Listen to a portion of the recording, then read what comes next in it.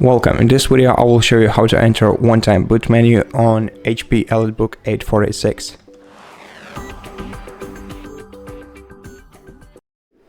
So in order to enable to enter one-time boot menu, you're gonna have to turn off your laptop first, and once it's turned off, press the power button once, and right after you press the power button, start repeatedly pressing F9 key until you see the boot menu on your screen, or until you see the notification about entering boot menu in the left bottom corner of your screen.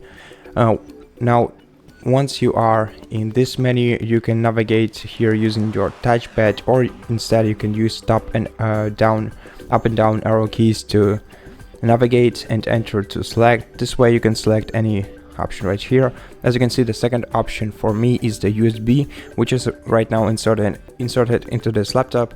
But if you want to go back, you can either select Windows Boot Manager using Enter, or just by tapping on it, or press Escape and then press Enter to get back to the system.